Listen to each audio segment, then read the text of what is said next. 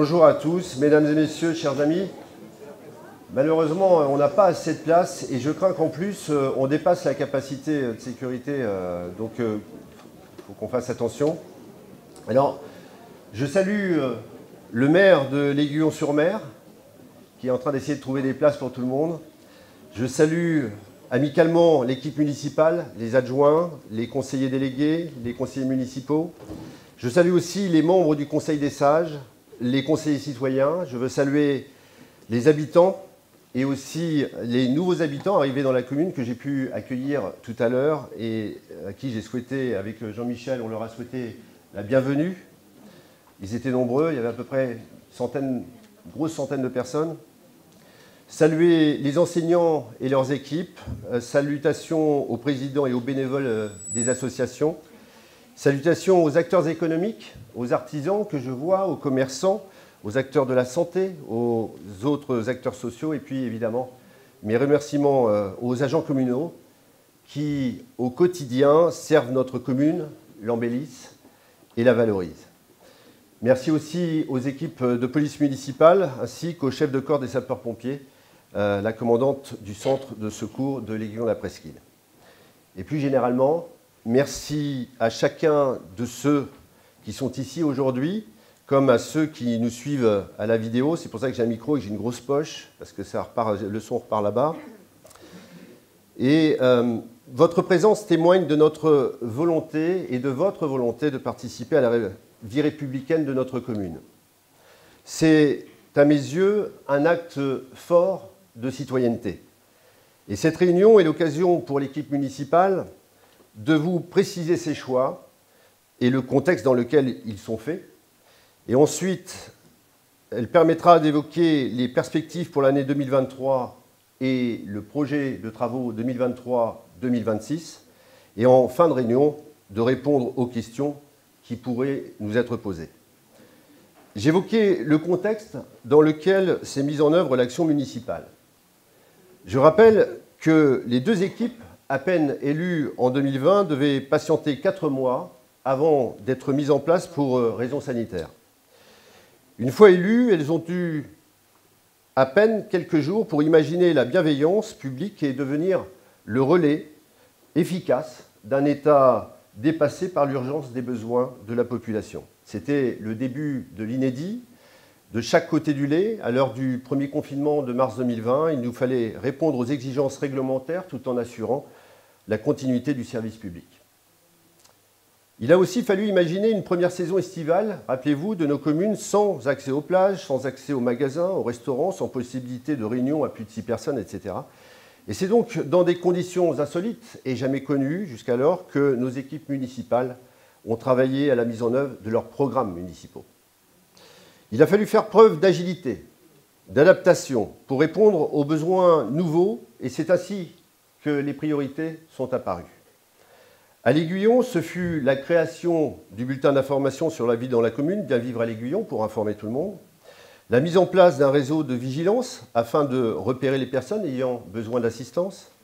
En matière de sécurité, le suivi des chantiers, des ouvrages de protection et du plan de digue, ainsi que les interventions franches et le cap clair de Jean-Michel Piédalu auprès du syndicat mixte Bassin du Lier et du constructeur pour limiter les désagréments des travaux en cours.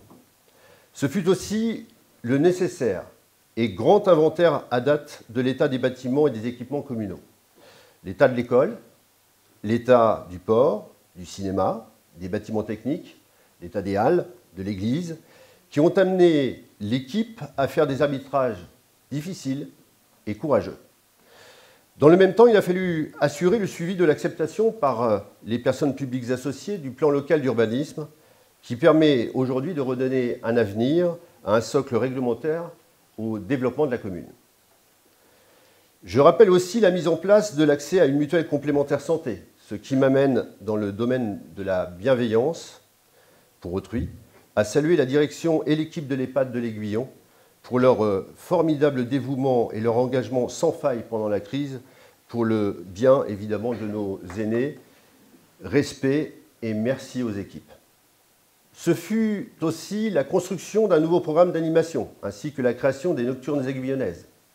C'est une réussite dont l'énergie s'est aussi concrétisée par la bonne idée, la très bonne idée, du village de Noël. Village qui sera à nouveau reconstruit par la commune durant les 2 week-ends d'avant Noël et animé par ou mieux, le comité des fêtes de notre nouvelle commune.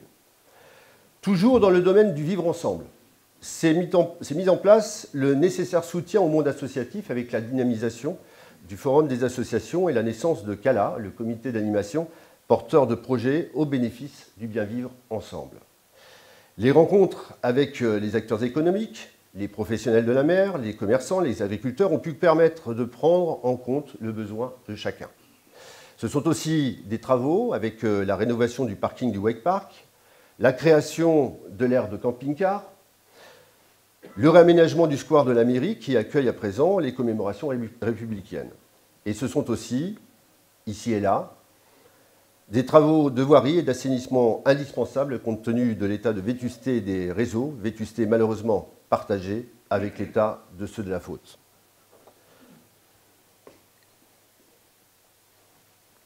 Excusez-moi. À la faute, c'est de l'eau, ouais. Dommage. À la faute, c'est tout de suite le premier jour du mandat, la création de la conciergerie citoyenne, si utile et nécessaire aux plus esseulés et aux plus fragiles. C'est la mise en place, comme à l'Aiguillon, d'une communication régulière, à la fois digitale et imprimée, distribuée dans les boîtes aux lettres virtuelles ou physiques. C'est malgré des conditions difficiles la continuité du programme d'animation Soirée Presqu'île, avec 60 concerts et 40 animations. C'est la négociation, l'obtention et la mise en service d'une antenne supplémentaire afin de permettre la couverture mobile et l'information des alertes en cas de vigilance et du plan communal de sauvegarde pour permettre de prévenir la population.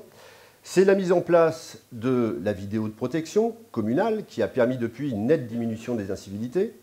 C'est l'accueil de Jacqueline Gouraud, ministre de la Cohésion des Territoires, à qui j'ai demandé, 11 ans après Xynthia, que les services de l'État soient des accompagnateurs bienveillants d'un territoire martyrisé par les conséquences judiciaires de la catastrophe Xynthia et conséquences que les habitants victimes et la commune ont subies du fait des erreurs passées.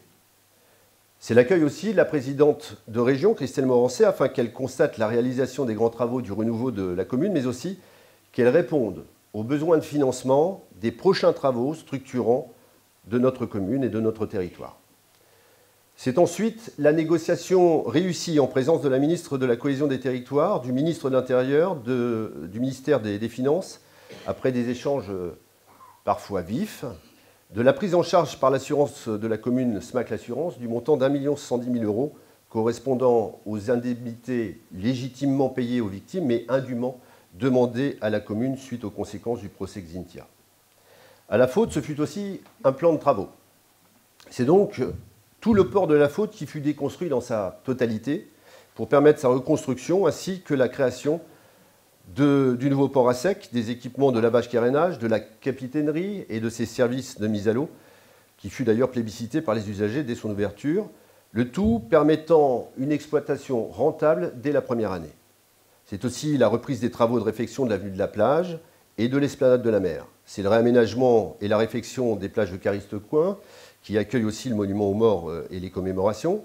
Et puis c'est le lancement des travaux des logements de l'avenue de la Plage, décidé en 2018.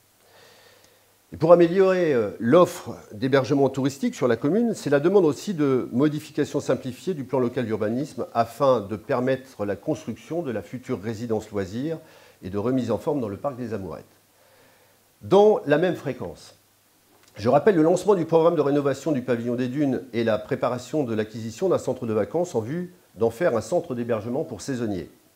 Ce sont aussi des nouveaux sanitaires publics automatisés sur l'esplanade de la mer et les places de la mairie.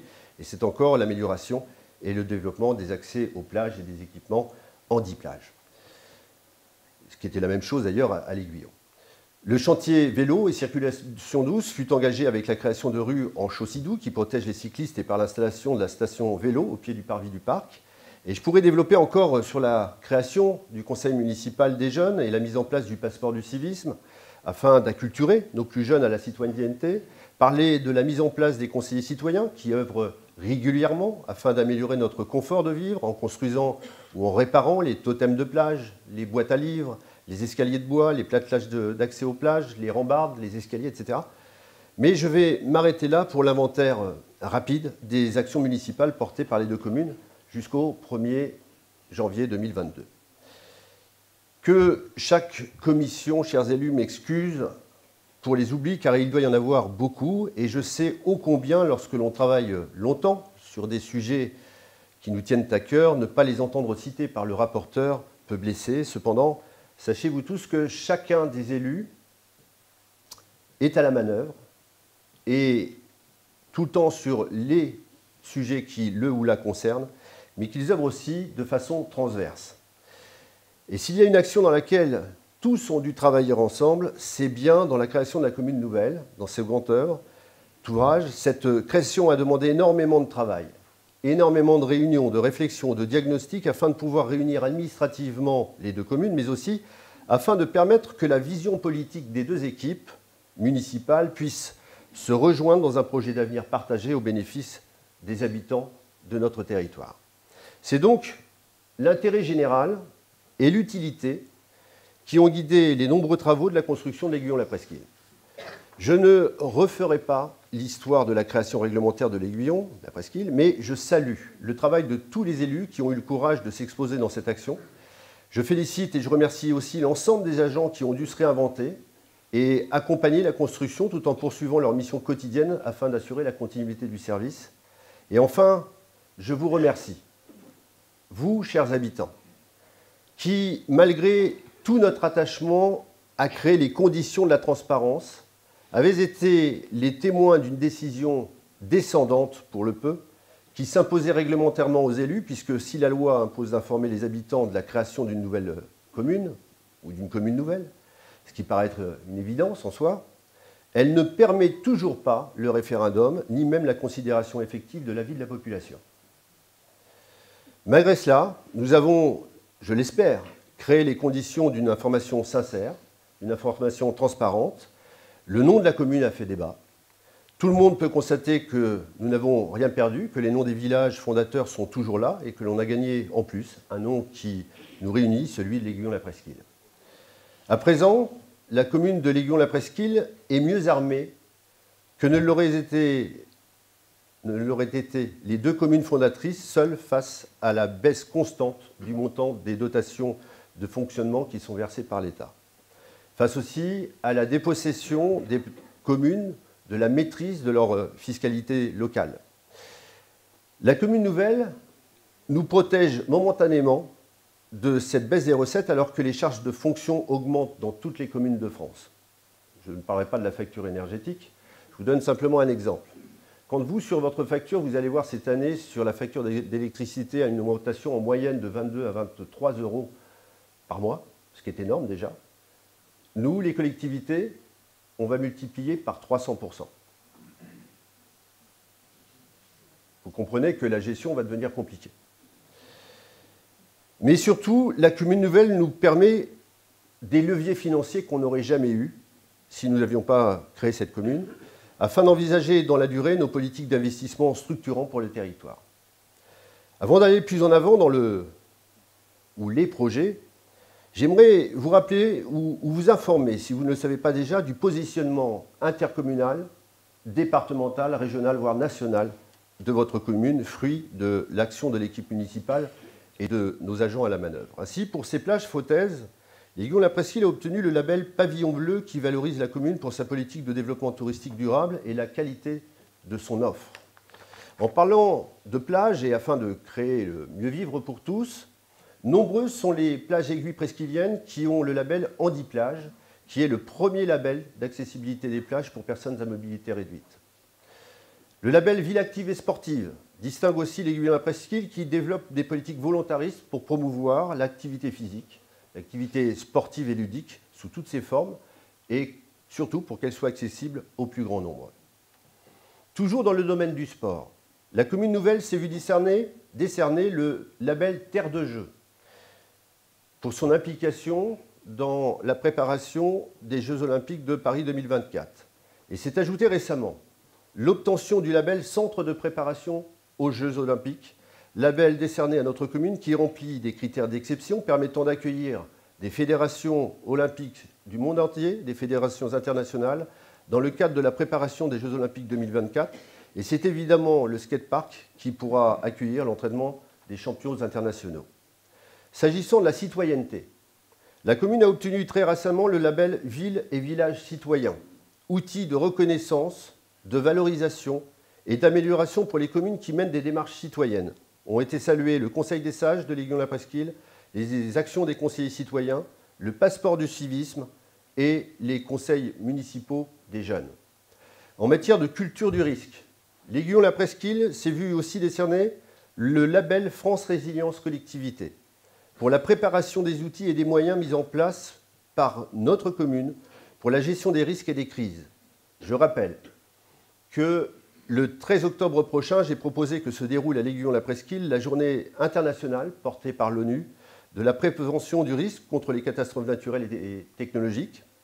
Elle réunira élus, décideurs, scientifiques et acteurs de la protection afin de mieux appréhender les conséquences du réchauffement climatique et les risques qui s'imposent de plus en plus souvent à nous tous de manière de plus en plus violente. Le public est d'ailleurs convié aux tables rondes l'après-midi. Ça se déroulera Pavillon des Dunes l'après-midi? C'est ici? Ici l'après-midi. Pour sa situation exceptionnelle, parce qu'elle est l'une des rares communes de France à être entourée de 3 réserves naturelles, l'Aiguillon-la-Presqu'île a obtenu le label Rivage de France pour son aide et son partenariat avec les gestionnaires d'espaces naturels littoraux et lacustres préservés.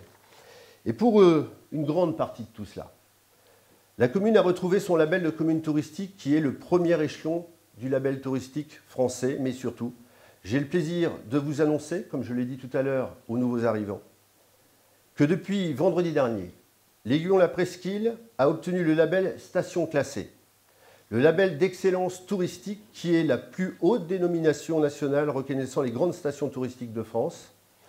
Pour information, il n'y a que 6 autres communes stations classées en région Pays de la Loire. C'est grâce à ce label que j'écrirai lundi au préfet de la Vendée afin de lui demander notre surclassement démographique, puisque l'Aiguillon-la-Presqu'île va être considérée et va être classée dans la tranche des communes de 20 à 40 000 habitants, passer de 2 700 habitants ou un peu plus à la tranche de 20 ou 40 000 habitants change beaucoup de choses, vous vous en doutez. Vous voyez que les conditions changent.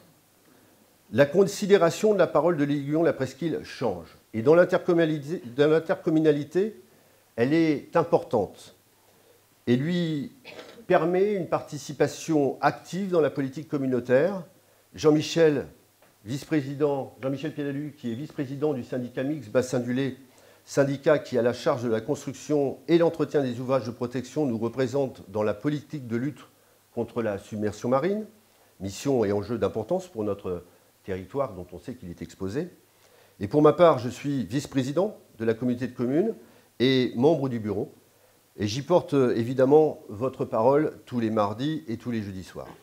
J'assure aussi la présidence des offices de tourisme Sud-Vendée Littoral, secteur du tourisme dont on sait à présent qu'il forme directement ou indirectement 34% des emplois des actifs de la communauté de communes Sud-Vendée Littoral et chez nous forme 45% des emplois, directement ou indirectement.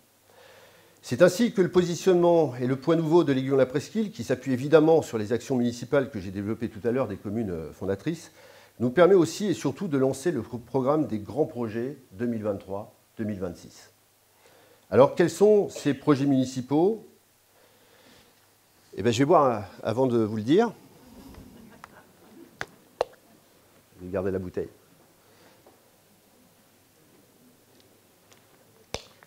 Alors, avant de parler concrètement des grands projets, je ne peux pas vous en parler sans parler de notre préoccupation qui est essentielle, qui est la santé. La France n'aura pas assez de médecins généralistes durant les 10 années qui viennent. À cause des anciens numerus clausus qui limitaient le nombre d'étudiants en médecine, mais aussi parce que la profession se féminise et que les jeunes médecins veulent garder une vie de famille et refusent de faire des journées de 15 heures comme le faisaient leurs prédécesseurs, parce que les déserts médicaux se multiplient et que c'est la guerre, une vraie guerre, entre les élus pour attirer chez eux les rares candidats qui, pour certains, jouent de leur situation afin d'imposer leurs conditions d'arrivée. Partout en France, nos médecins sont rares, ils sont épuisés, et les maires qui savent le besoin de leur population sont tous à la recherche. Je rappelle que c'est grâce à l'initiative de la municipalité que nous avons pu accueillir Antoine Jamal, notre médecin, que c'est grâce à la création de la maison de santé, initiative des municipalités précédentes, des communes fondatrices, que nous pouvons prétendre aujourd'hui à poursuivre la course à la recherche active de nos futurs nouveaux médecins. Et je ne veux faire aucune promesse autre que celle de faire de cette recherche la priorité. Nous avons une commission santé solide et compétente à qui j'ai demandé de se rapprocher de nos services de communication pour lancer une opération séduction, puisque, reconnaissons-le, notre territoire peut offrir beaucoup à un jeune couple de médecins. Après la santé vient évidemment la sécurité. Vous avez constaté le doublement de nos effectifs de police municipale l'été dernier, la présence de maîtres chiens la nuit, les 16 renforts de gendarmerie mobile qui viennent appuyer les 6 gendarmes que nous accueillons dans les locaux de la police municipale à La Faute.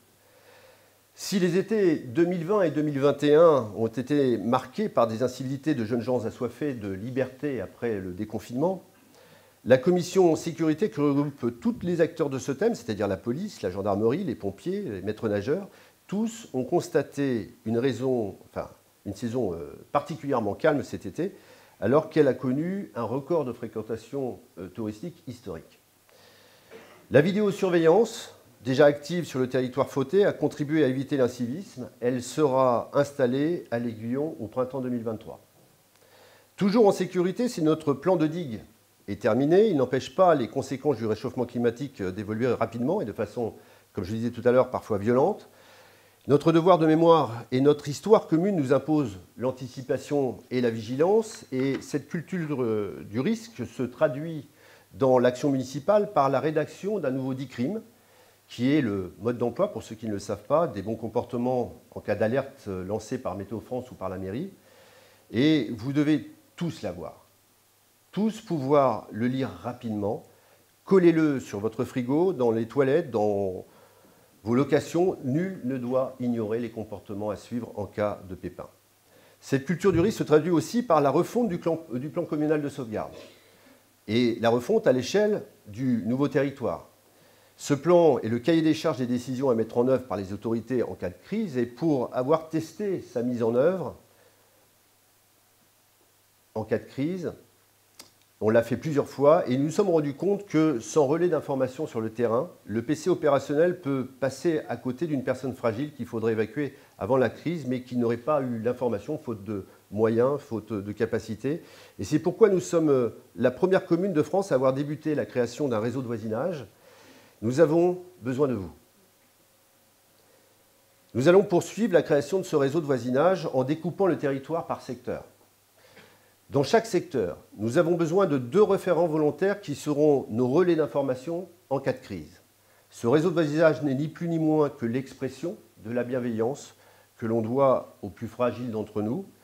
Et la commission sécurité lancera prochainement un appel et organisera une réunion d'information pour, on l'espère, avoir beaucoup de personnes qui se portent volontaires. À ce propos, en cas d'alerte météo, et si je devais déclencher le plan communal de sauvegarde, nous avons besoin de vous informer rapidement. Il y a encore trop d'habitants qui ne nous ont pas donné leur numéro de téléphone afin que notre système d'appel les prévienne des risques à venir ou de la situation en cas de vigilance ou d'alerte. Et nous avons besoin de contrôler, de mettre à jour nos bases de données. Et pour cela, je vous remercie de votre participation en complétant le document qu'on vous a peut-être remis à l'arrivée. Si ça n'a pas été fait, on vous le donnera avant que vous partiez. Enfin, je rappelle que la loi vous permet de bénéficier d'une subvention à hauteur de 80% des montants des travaux de construction d'une zone refuge, limitée à 36 000 €. Mais on a réussi, en faisant le forcing, à multiplier par 4 l'ancienne subvention. Et pour ceux qui le peuvent, n'hésitez pas à vous renseigner sur Internet ou vous rapprocher de nos mairies pour savoir comment faire pour aller chercher cette subvention. Je n'oublie pas que l'été 2022 nous a rappelé que sécheresse et canicule nous exposent nous aussi au départ de feu, et j'ai donc proposé un rendez-vous à venir avec les services de l'ONF et le SDIS 85, ce sont les pompiers afin qu'il nous détaille les actions de prévention et de lutte contre le feu qu'il compte mettre en œuvre avant l'été prochain et que l'on amende cette thématique du plan communal de sauvegarde. Et en parlant de sauvegarde, et pour mieux préserver la biodiversité de notre environnement, vous voyez les enchaînements, l'équipe municipale a lancé la création d'un atlas de biodiversité qui permet à chacun, petits et grands, de connaître et appréhender le vivant qui l'entoure. Et nous avons déjà pu profiter de plusieurs dizaines d'animations vers le public, vers les écoles. Mieux connaître son environnement, c'est mieux vivre avec. Et vous découvrirez bientôt, un peu plus sans doute, à quel point nous vivons dans un écrin naturel d'exception. Outre l'intérêt environnemental, le développement des déplacements à pied et à vélo présente également un enjeu pour notre santé, notre facture énergétique aussi. Aussi, dans le cadre d'un appel à projet qui s'appelait À Vélo 2, la commune est lauréate de l'appel à projet de l'ADEME, qui est l'agence de transition écologique, qui va nous permettre de développer des services vélo et de l'ingénierie en interne avec un emploi financé à 80% afin d'améliorer la circulation piétonne et cyclable sur notre nouveau territoire communal. Ce projet est dédié au déplacement du quotidien des habitants pour rejoindre les commerces, l'école, les plages, le marché, en toute sécurité. On ne découvre pas notre commune seulement par les voies terrestres. De plus en plus de gens venus de la mer viennent en bateau, s'arrimer à nos pontons d'accueil. Et c'est la raison pour laquelle, pour eux, mais aussi pour tous les usagers locaux, tout le balisage du chenal du Lay sera refait cet hiver. Des bouées neuves permettront l'arrivée à nos ports et la sortie sera plus confortable à l'océan et évidemment mieux sécurisée. J'ajoute, en parlant de ports, que pour lutter contre l'envasement des souilles des bateaux, nous venons de faire l'acquisition d'un bateau et d'une pompe très puissante qui sera utilisée pour dévaser et aplanir les emplacements des embarcations. Ces travaux seront réalisés dans un contexte budgétaire que j'annonce contraint, car nos ports, qui sont délégués par le conseil départemental, qui est propriétaire du port, sont structurellement en difficulté financière. Le rapport de la Chambre régionale des comptes nous a d'ailleurs rappelé en juillet dernier la nécessité de retrouver des équilibres budgétaires, notamment par une augmentation sensible des tarifs. Et comme nous trouvions que c'était culotté, j'ai donc demandé au président de la Chambre régionale des comptes de bien vouloir associer le département à la recherche de solutions, ce qu'il a fait. Sans aucune transition, les travaux de sécurisation des berges du fossé du lotissement du Levant vont démarrer cet hiver, ce qui permettra de rassurer les riverains et éviter les effondrements de berges. On l'avait promis. Passons à présent aux grands travaux. D'abord pour les enfants, l'école primaire de l'Aiguillon-sur-Mer va connaître un grand programme de travaux à la rentrée 2024 qui va permettre de retrouver un équipement confortable et adapté. Sans entrer dans les détails, cela concerne les ouvertures, l'isolation, l'étanchéité, les peintures, les plafonds, les sols, la cour d'école, les aires de jeu, enfin bref, l'école quoi. Nous irons inscrire ces travaux dans le programme de rénovation énergétique et du programme d'aide aux écoles afin d'être subventionnés entre 70 à 80%, mais je compte sur les services pour qu'on soit plus proche de 80% que de 70%. Je parle de l'école, ce qui me fait penser que cette année, nous poursuivons le passeport du civisme qui sera partagé par toutes les écoles de la ville. Et je vais proposer aussi, à l'image de ce qu'ont fait les adultes, l'idée d'un seul conseil municipal des enfants avec des jeunes maires délégués de chaque école. Revenons sur les travaux absolument nécessaires aussi du programme de rénovation des réseaux d'assainissement, parce que là, c'est la cata. Ils se dérouleront dans plusieurs lotissements aiguillonnés et sur la route de la Tranche à la Faute, travaux nécessaires à cause du gaz H2S qui, au fil du temps, est érode et a pourri absolument tous nos réseaux. À l'issue de la phase de diagnostic qui est prévue en 2023, le programme de travaux se déroulera entre 2024, plutôt de 2024 à 2026. Après plusieurs réparations d'urgence et pour la préservation du patrimoine, nous allons reprendre la couverture ainsi que les vitraux de l'église de l'Aiguillon, ce qui permettra aussi plus de confort aux visiteurs. En attendant, nous envisageons une solution de protection transitoire apportée par un professionnel afin d'éviter les infiltrations. On vient encore de me confirmer tout à l'heure que ça peut être fait rapidement. En parlant de transitoire et afin de permettre à nos commerçants et à notre économie touristique de garder son bon niveau de service et d'accueil, il est important de pouvoir loger convenablement nos saisonniers et le faire correctement. C'est dans cet objectif que j'ai proposé au conseil municipal l'acquisition pour 160 000 € du centre de vacances La Chénolette, rue des Palisseaux, sur la commune déléguée de la Faute, sur une superficie de 2,7 hectares. Ce site, initialement prévu pour l'accueil de 145 personnes, pourra devenir un centre d'hébergement pour les travailleurs saisonniers. Et l'étude de la maîtrise d'œuvre est en cours. Les instructions réglementaires se dérouleront pendant le premier semestre 2023, avec un début des travaux après la saison estivale 2023, parce qu'on est obligé de suivre le temps du réglementaire. En parlant de la saison estivale, dans le cadre de la stratégie de développement touristique et aussi de son caractère de station touristique classée à présent, la commune de l'Aiguillon-la Presqu'île doit améliorer la qualité d'hébergement touristique de son camping dans une démarche de développement durable et en conservant l'esprit familial des lieux. Pour cela, la commune ne vendra pas le camping, mais elle a choisi de déléguer à un professionnel le développement, la gestion, l'exploitation, l'entretien et l'animation de cet équipement par une délégation de service public qui va être mise en œuvre, et le délégataire devra contribuer à faire du camping un outil de développement touristique de la commune en suivant un cahier des charges que l'on a voulu précis et raide. La commune demande d'améliorer les structures et la qualité d'accueil et permettre notamment de satisfaire les attentes d'une clientèle étrangère et ou française, d'aménager le cadre de vie avec une grande qualité paysagère, de proposer de nombreux services sans pour autant créer une concurrence avec les commerces locaux, de rester tout à la fois ouvert à la clientèle de passage de courte durée, mais aussi de s'ouvrir à la création d'espaces de camping de longue durée, type chalet, mobilo-marangé. Et enfin, obtenir sous 2 ans le classement 4 étoiles en lien avec le projet de station classée. La procédure d'appel d'offres commencera mi-octobre, dans quelques jours, pour s'achever au début de l'année 2023, et permettra de recueillir toutes les candidatures qui le souhaitent. Et après analyse des offres et d'éventuelles négociations, que nous ferons ensemble avec Jean-Michel et l'équipe, je proposerai le candidat lauréat au vote du conseil municipal. Toujours dans le cadre de l'économie touristique, je rappelle le projet Sherwood sur le parc des Amourettes, route de la Pointe d'Arcet, où sera créée une résidence de tourisme dans une fréquence très nature, composée de petits chalets de bois dotés d'espaces balnéaux. D'une capacité de 73 lits, cet espace sera également équipé d'un centre de remise en forme ouvert au public. Et on y trouvera également de larges espaces d'accueil pour les séminaires d'entreprise. Et ainsi, la commune pourra enfin bénéficier de cet hébergement hôtelier de qualité qui fait tant défaut au littoral sud-vendéen.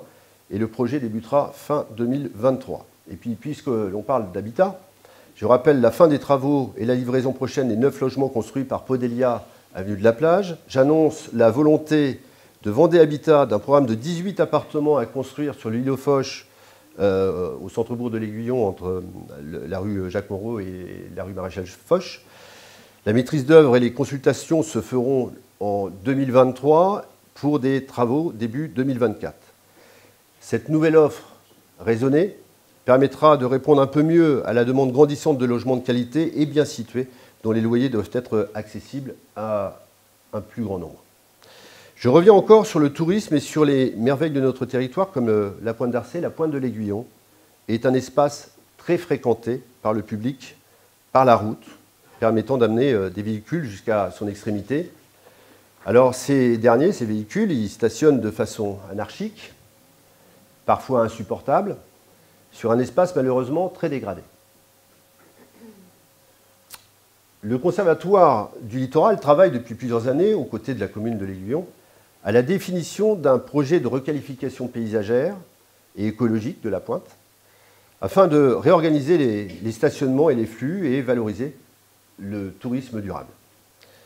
Un schéma d'intention paysagère a ainsi été conjointement réalisé, et les principaux objectifs poursuivis par cet aménagement sont imbriqués et veulent organiser un accueil du public digne de la qualité du lieu, prévoyant la localisation des stationnements, prévoyant des belvédères et des cheminements en cohérence avec les enjeux naturels du site, en créant une interprétation qui racontera l'histoire du site et concernera la découverte des paysages, des activités humaines, de la faune et de la flore, On redonnera un avenir au terrain de la zone de solidarité des Sablons par une reconquête et une mise en valeur écologique, paysagère et surtout touristique, tout en confortant les activités agricoles.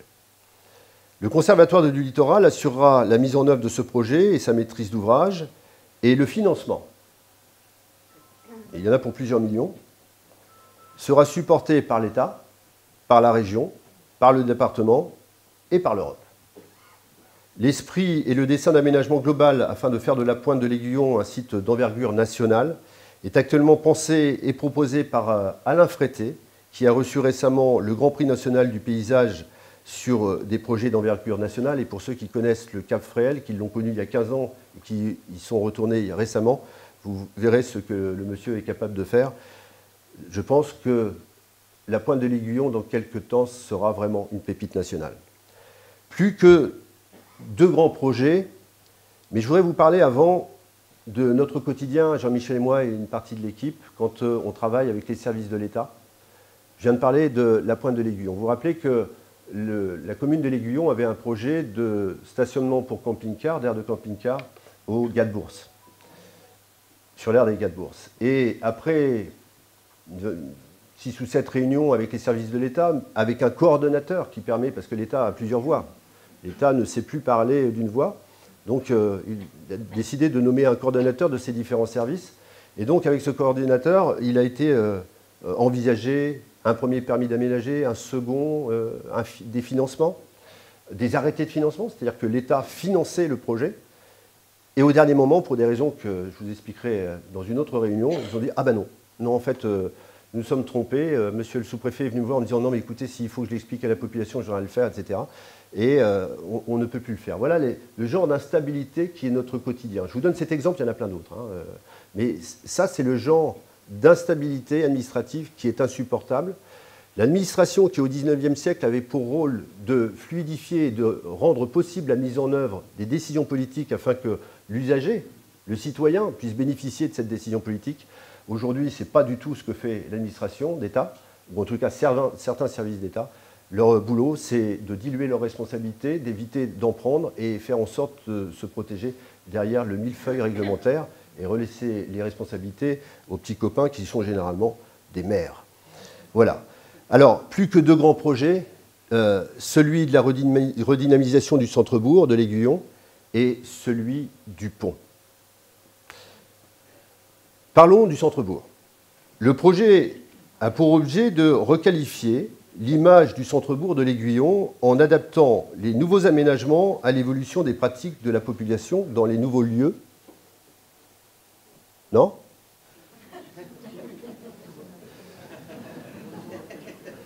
Dans les nouveaux lieux de vie qui doivent être confortables et attractifs pour tous les citadins. J'ai coutume de dire qu'un enfant de 9 ans qui achètera des fleurs au centre de l'Aiguillon devra pouvoir les apporter à vélo en toute sécurité à sa maman qui l'attendrait sur une plage de la Faute. Je sais que c'est un peu romantique, mais afin d'arriver à ça, il va falloir beaucoup de travail. Beaucoup de travail. L'idée est de concevoir la promenade urbaine avec plusieurs objectifs. Construire d'abord un cheminement, un axe, structurant entre le centre-bourg de l'Aiguillon-sur-Mer et les plages de la Faute-sur-Mer, qui définit un espace urbain continu et homogène entre les pôles d'attractivité des 2 communes déléguées. Il faudra aussi faciliter l'utilisation à pied ou à vélo de cet axe et du centre-bourg au gré d'un parcours lisible mettant en scène la variété de nos espaces publics sans pour autant oublier l'automobile.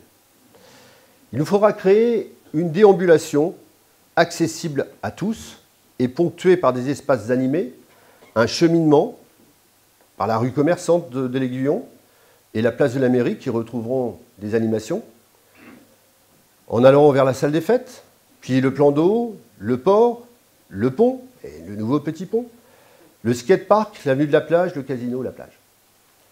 Planter des arbres qui vont ponctuer les différents lieux de promenade, installer aussi un nouveau mobilier urbain qui répond à des codes précis adaptés aux différents usages urbains. Et puis aussi, ce projet sera développé sur le port de l'Aiguillon pour lui redonner une centralité urbaine et, si possible, végétaliser certaines zones de l'espace très minéral du parking.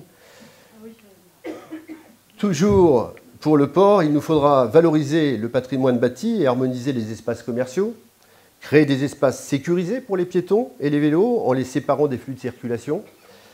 Nous traiterons le mobilier et le sol en cohérence avec les zones du centre-bourg pour que ça fasse écho. Et nous séparerons les zones d'activité professionnelle afin d'offrir un cadre de travail plus serein et sécurisé tout en disposant des services adaptés. Nous nous attacherons aussi, enfin, à spécialiser les zones portuaires pour les activités de loisirs et les activités professionnelles et les répartir afin d'offrir le meilleur équipement à chacun. Tous ces travaux demandent un phasage. Et le début des premiers travaux commence le 1er novembre prochain et je vais laisser mon ami Jean-Michel Piédalu vous les expliquer. Si tu veux bien, Jean-Michel. Tu veux bien.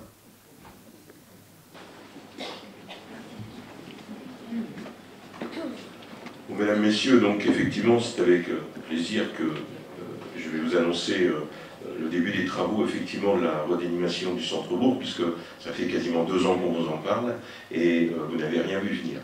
Donc, on a été obligé de retravailler dessus, de faire quelques modifications, et enfin, Laurent vous le disait, donc les travaux ont débuté la première semaine de novembre, donc vous avez commencé à voir les engins de travaux publics dans le secteur du centre-bourg. Alors, la première phase, donc le périmètre de la première phase s'étend sur environ 200 mètres. Il englobe la salle des fêtes, la rue du Porte-Rouge et la place du Docteur Giraudet, qui est la place de la mairie. Le rond-point marquera le passage d'un espace à l'autre sur l'avenue de l'Amiral Courbet, donc on parle du rond-point devant la pharmacie. Il matérialise ce passage et invite à découvrir le centre-ville. Un événement végétal participera à la composition de cette traversée en apportant une lecture directionnelle absente sur cette avenue. La place du Docteur Giraudet est le cœur de la ville où sont regroupées la mairie, les commerces, la médiathèque, les halles. Ce lieu de chalandise doit être accueillant, marché, flânerie, commerce, stationnement et rencontres. Hors période des marchés, la place est dévolue exclusivement au stationnement. L'objectif est de réorganiser, modifier l'aspect et le fonctionnement en privilégiant un aménagement plus urbain, sécurisant, faciliter les traversées piétonnes, cyclables vers le centre-ville. Il s'agirait de créer de vastes allées piétonnes et vélos en périphérie de la place du Docteur Giraudet qui contraignent l'automobile et imposent une vitesse très réduite.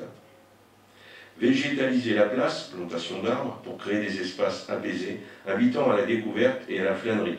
Le but, je vous rappelle, c'est d'y rester sur cette place pour qu'elle soit le plus accueillante possible.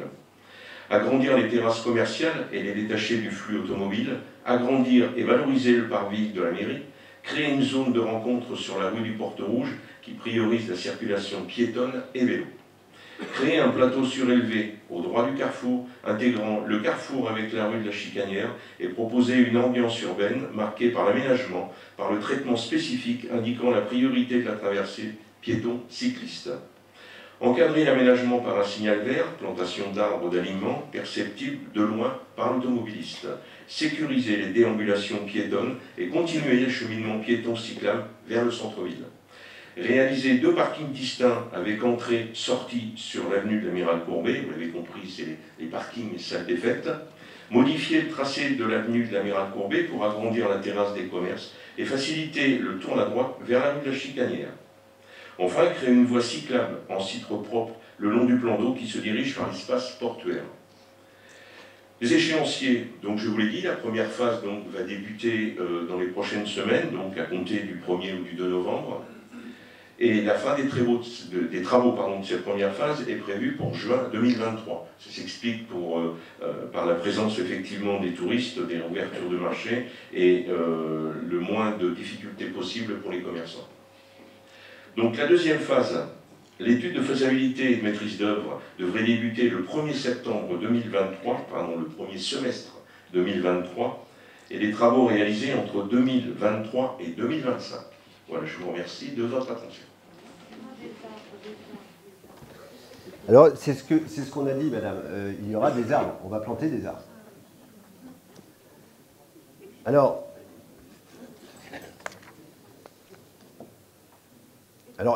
l'inconvénient, c'est une bonne nouvelle, mais l'inconvénient, c'est qu'il va y avoir des travaux. Merci en tout cas, Jean-Michel pour cette présentation. La commune va donc connaître des périodes de travaux, comme je disais, afin de faire peau neuve et permettre à chacun la fierté d'une ville agréable, agréable à la balade et pratique pour bien y vivre. Et pour que ce cheminement soit complet, il nous faut parler enfin du Petit Pont. Alors, avant de vous parler du Petit Pont, je vais parler du contexte. Le Petit Pont fut construit en 1909 et a succédé, pour ceux qui ne le savent pas, au XIXe siècle, on avait le seul moyen de passer la rive du Lay, c'était un bac, et avait été décidé par des vendeurs d'oignons de la Tranche qui insistaient lourdement auprès de la préfecture et de l'État. Ils voulaient pouvoir avoir accès à la gare de Luçon plus facilement pour leurs marchandises. Et ils ont poussé, puisque je vous rappelle que la Tranche, la Fauthe-sur-Mer n'existait pas, c'était la Tranche. La mairie de la Tranche a poussé à l'investissement par le département déjà à l'époque de cette ligne de tram, hein, puisqu'on parlait plutôt du tramway. Et puis en 1963, un second ouvrage est venu doubler la passerelle historique, c'est le nouveau pont, qui, après cette date, le petit pont historique est devenu, enfin, il avait une destinée pour piétons et pour les cyclistes et les pêcheurs, rendant pour ces derniers, en tous les cas, les cyclistes et les piétons, la traversée plus sécure. De 2010 à 2012, le conseil départemental engage 4 études, et d'ailleurs une 5e en 2014. Des études d'investigation sur le Petit Pont, et malheureusement, force est de constater que cet ouvrage, propriété du conseil départemental, est victime de son âge et de l'environnement marin agressif. Les études ont conclu que son état ne permettrait plus sa conservation malgré son caractère patrimonial. Autant dire, ça veut dire qu'on le déconstruit, on ne le garde plus. En 2018, le conseil départemental propose à la commune de réaliser le transfert de propriété des 2 ponts. Alors, j'y étais, parce que j'étais premier adjoint à l'époque de la Faute et j'étais avec Maurice Milsan. Et on s'entend dire, ben voilà, on va vous donner 200 000 €, vous allez reprendre la propriété du Petit Pont, vous en faites ce que vous voulez, vous le déconstruisez ou pas, on vous donne 200 000 € si vous voulez le déconstruire, et puis on vous redonne aussi le Grand Pont. Et évidemment, on leur dit, non, vous êtes gentil, mais non, non, c'est votre propriété, si vous devez nous rendre quelque chose, ce sera en état. Et là, ça devient raide et rude entre le département et les 2 communes. La réponse, c'est, après avoir refusé la proposition du conseil départemental, qui répond lui-même par la même occasion en aménageant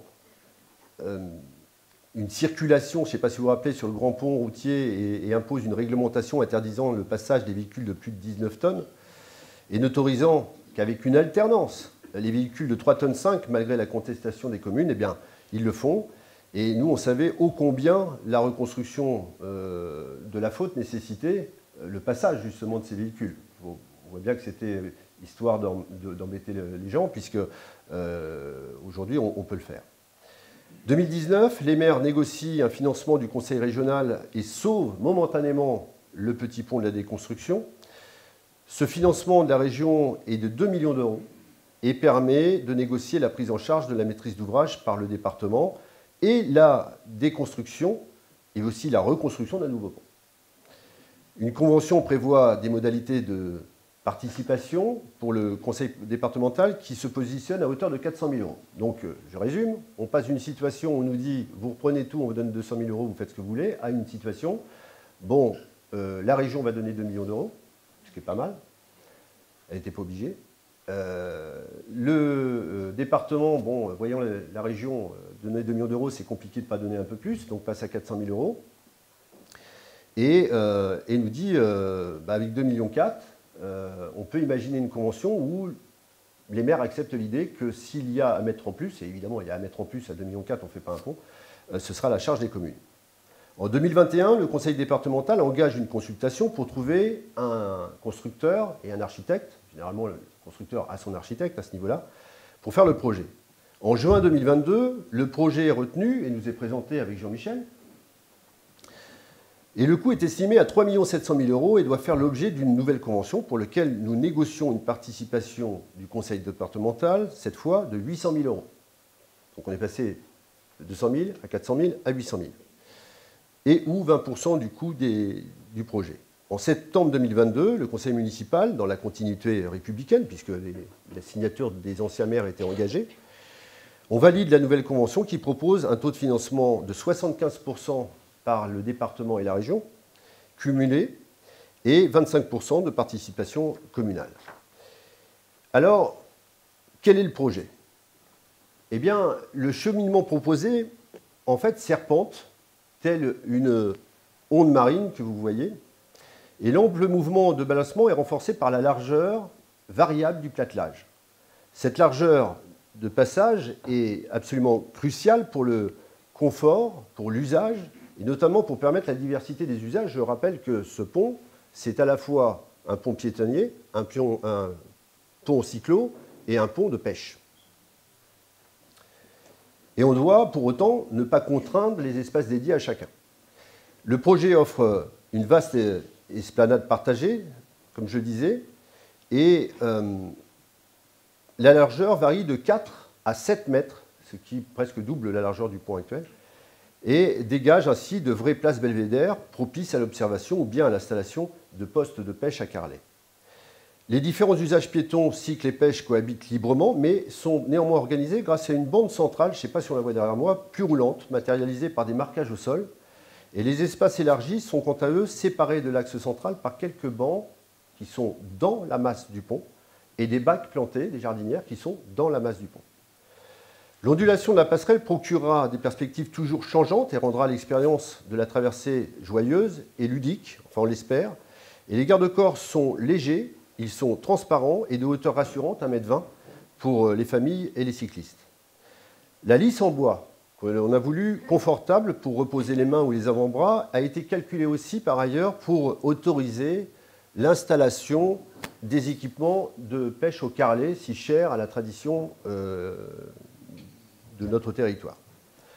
Le principe structurel de la passerelle est d'une grande simplicité, par choix architectural et puis aussi par choix technique. Il s'agit d'un large pont posé sur une succession de portiques dont les poteaux métalliques constituent à la fois la fondation et les supports. Et ces poteaux sont élevés jusqu'à hauteur d'homme, hauteur de vue d'homme en tous les cas, et sont la parfaite interprétation contemporaine, en tous les cas, des estacades maritimes en bois si présentes sur le littoral vendéen qu'on connaît. Le choix des revêtements est important pour la qualité de l'ouvrage, mais aussi sa pérennité et sa facilité de maintenance, en particulier en atmosphère marine. Nous proposons d'installer un platelage bois et un antidérapant sur la section qui franchit le lait, et ce matériau est très employé dans les pontons portuaires pour sa stabilité dans le temps et sa facilité d'entretien. Cette passerelle urbaine est toujours très utilisée le soir, alors il convient d'imaginer de soigner son usage nocturne avec un balisage très discret, constitué de LED solaires. Ils seront disposés sur les côtés du platelage et aux angles des bancs et des jardinières pour signaler les obstacles, et la traversée sera alors très agréable, car aisément lisible sans être trop lumineuse, pour savourer les paysages nocturnes.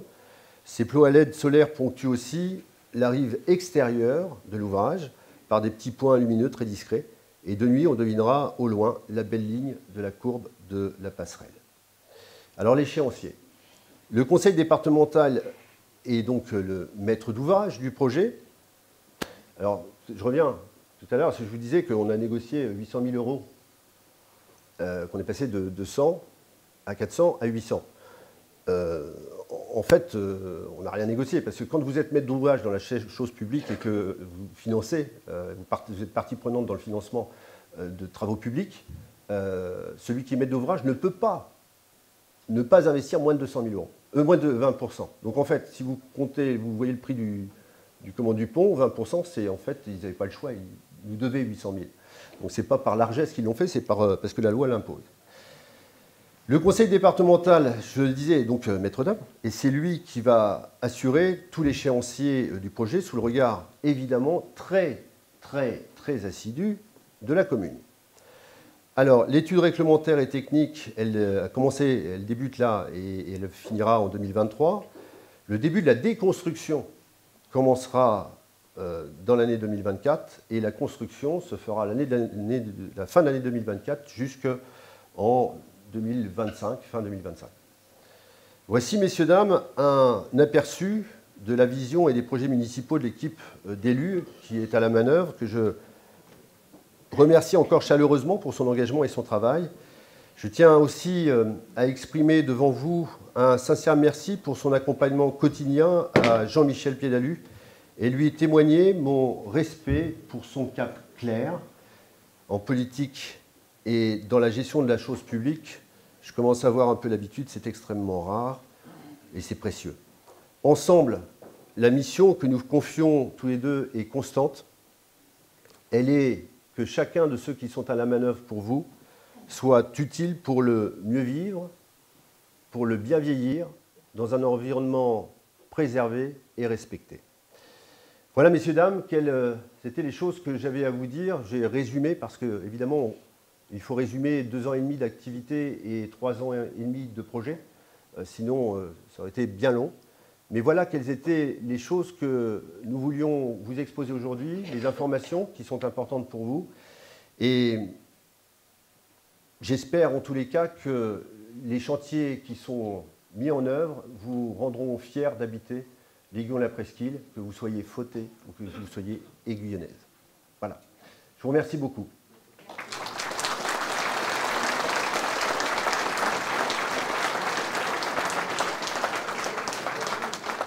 Maintenant, on va passer, pour ceux qui le veulent, et qui... Alors, je ne sais pas quelle heure il est. Ah bon, on est bien. On va passer à ceux qui veulent poser des questions, en sachant que peut-être qu'on ne pourra pas rentrer dans le détail complet des réponses et que j'ai pour principe de répondre toujours aux questions que l'on me pose et de ne jamais refuser un rendez-vous, et que les discussions qui devraient peut-être, ou les réponses qui devraient avoir besoin d'un peu plus de temps, je suis prêt à vous les donner avec Jean-Michel lors d'un rendez-vous en mairie. Mais je vous en prie, n'hésitez pas, est-ce qu'il y a un micro qui se bat? Voilà, Bérangère, il y a une question du monsieur qui vient de lever la main là-bas.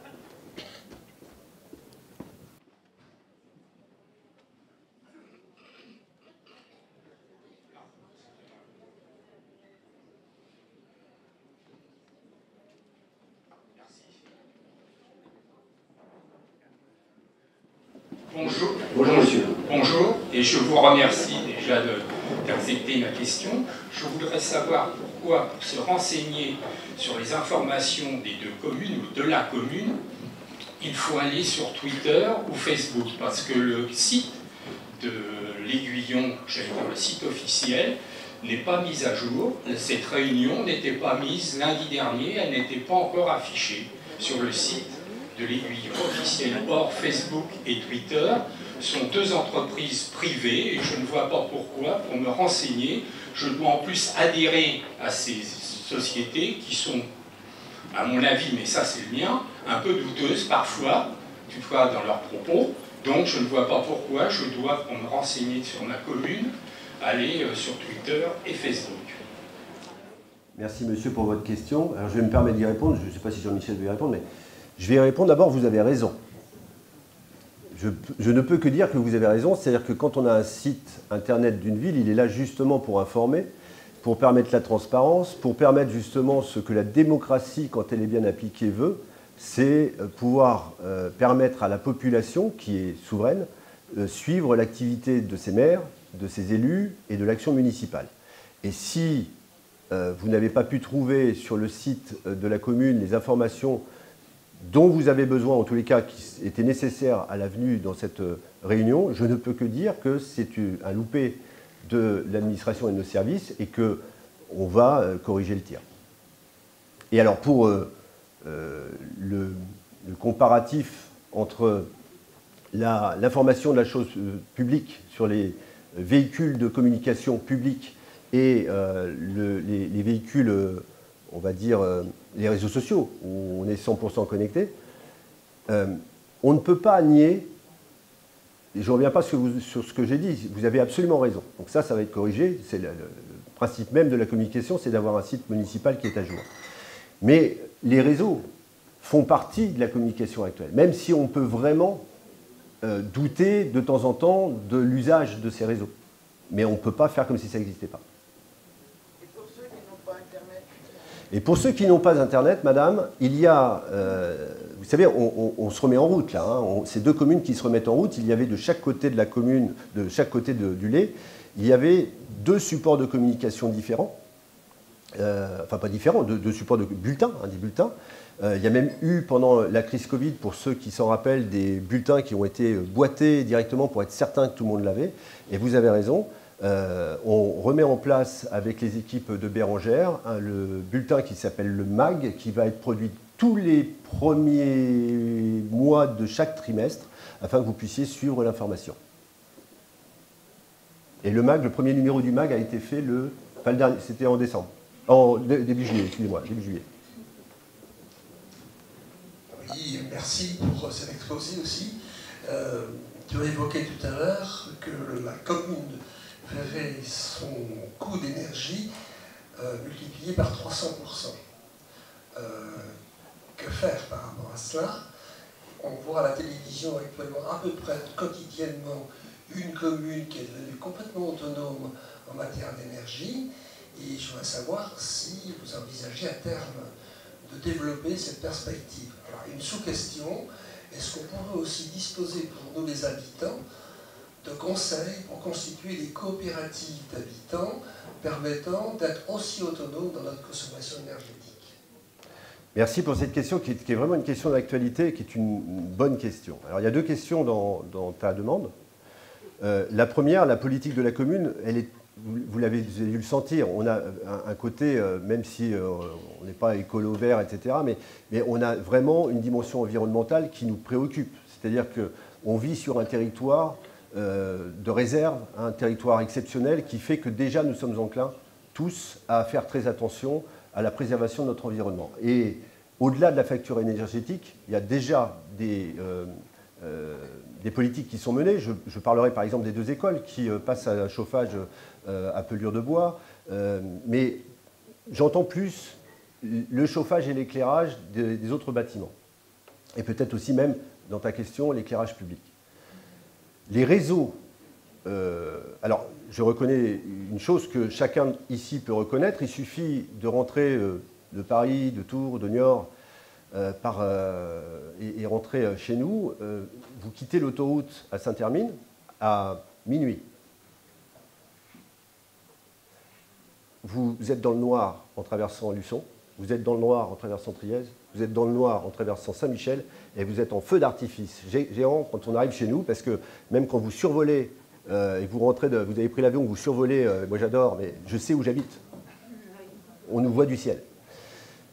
C'est un choix, il va peut-être falloir revenir dessus, d'autant plus quand on sait, et je vous le répète, qu'effectivement la facture énergétique pour les collectivités va être multipliée par 300. Et quand je vous dis ça au regard des tarifications 2022, messieurs, dames.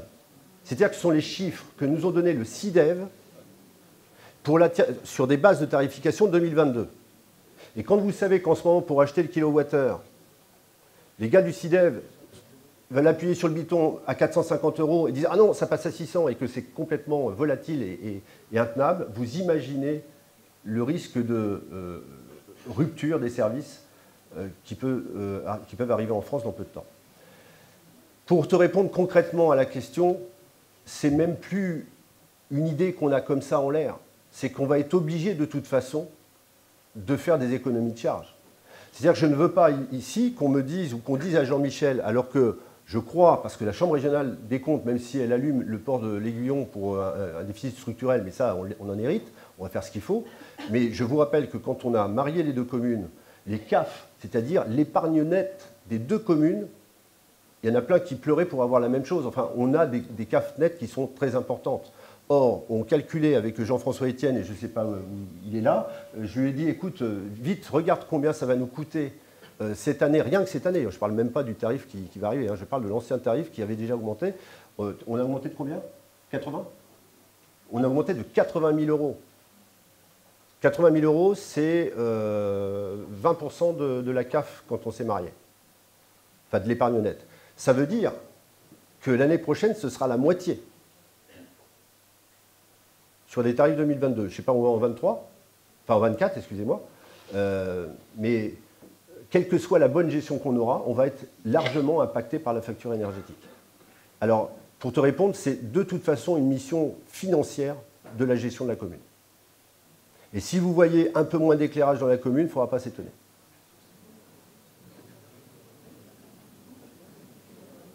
Alors il y aura la période de Noël où on va mettre du LED, parce que la période de Noël, c'est la période de Noël, et que les gamins ont le droit aussi, et puis pas que, à avoir un petit peu de gaieté, on ne va pas non plus... voilà. Mais à part ça, il va falloir s'habituer peut-être à ce qu'on restreigne. Par exemple, pour la communauté de communes, parce que ça fait partie de vos impôts, les amis, hein, la communauté de communes a décidé, je parle par exemple des piscines, vous les payez les piscines à travers vos impôts. Les piscines de la communauté de communes, la commune de Luçon, la commune de celle de la Tranche, c'est dans vos impôts, hein, qu'on soit clair. La communauté de communes, elle a des avantages, elle a aussi cette particularité.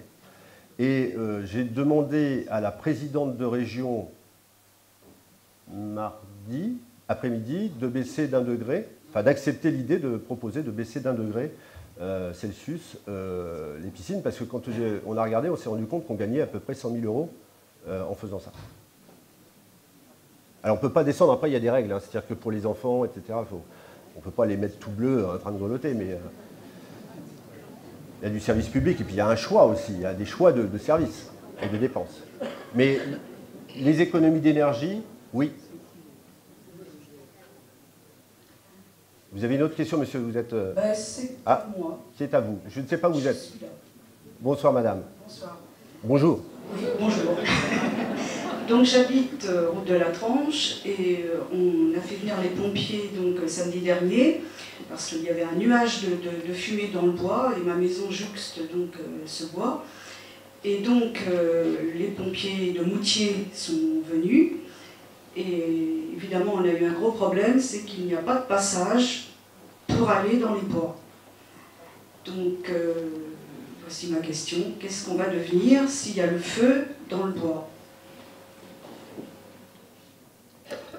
J'ai un pompier à côté de moi qui parlera après moi, c'est évident. Mais je vais vous dire ce que vous allez devenir s'il y a le feu dans le bois, madame, vous n'allez pas aimer ma réponse. Si jamais il y a le feu dans la forêt domaniale de Longeville, qui est la nôtre, hein, qui descend jusqu'au sud, je vous le dis tout de suite et que tout le monde l'entende. Vous prenez votre voiture, si vous pouvez, et vous partez. Pourquoi? Parce qu'aujourd'hui, lorsque cet été, on a mis une fois le protocole de sauvegarde en route pour le feu, contrairement à ce que j'ai dit sur une vidéo, et on a été en vigilance, je crois, pendant 40 ou 45 jours non-stop à propos de l'incendie. J'ai demandé aux services municipaux de la police municipale, j'ai pris des arrêtés pour qu'on ne fume plus, qu'il n'y ait plus de barbecue, etc. Enfin bon, ça m'a valu de me faire crucifier, mais pas grave.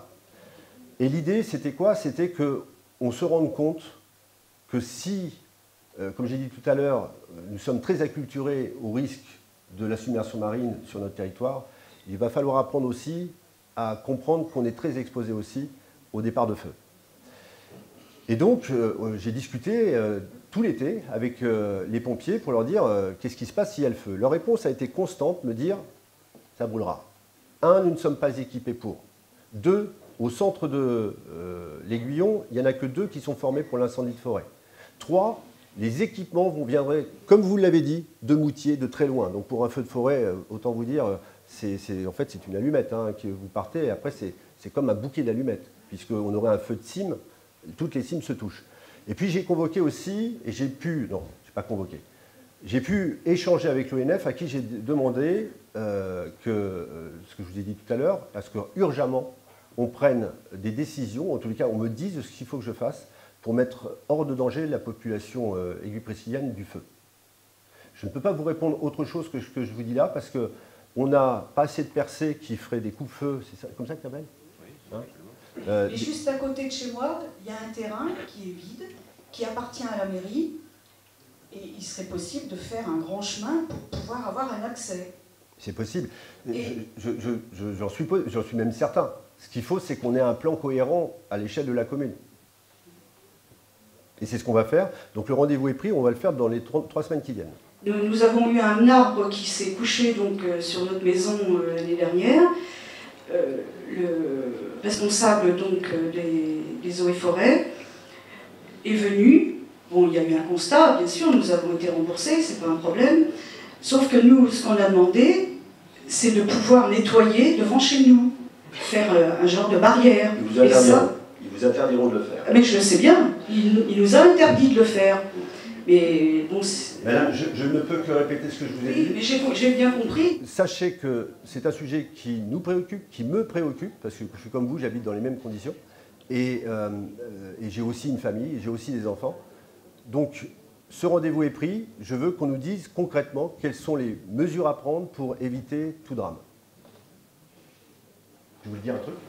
Oui, moi je ne vais pas répondre, madame, précisément sur votre préoccupation, parce que je ne connais pas la situation de votre terrain, et je suis sûr qu'on trouvera une solution, en tous les cas, pour pénétrer sur le terrain. Par contre, vous avez dit que c'était les sapeurs-pompiers de Moutier-les-Mauffais qui se sont déplacés, et ça c'est intéressant, parce que ça veut dire qu'effectivement, on est en manque constant de sapeurs-pompiers volontaires sur notre commune. J'en profite pour faire un appel au peuple. Si vous avez des enfants, des petits-enfants qui veulent s'engager chez les sapeurs-pompiers volontaires, ça sera vraiment avec plaisir, effectivement, que le centre les accueillera. Voilà.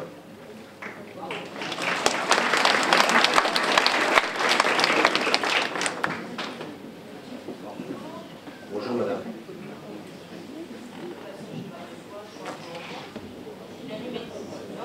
C'est bon? Non? C'est bon? Oui. Et j'ai une question à poser qui n'intéressera peut-être pas grand monde ici, mais voilà, depuis la Covid, nous n'avons plus de transport pour aller directement au Puy du Fou.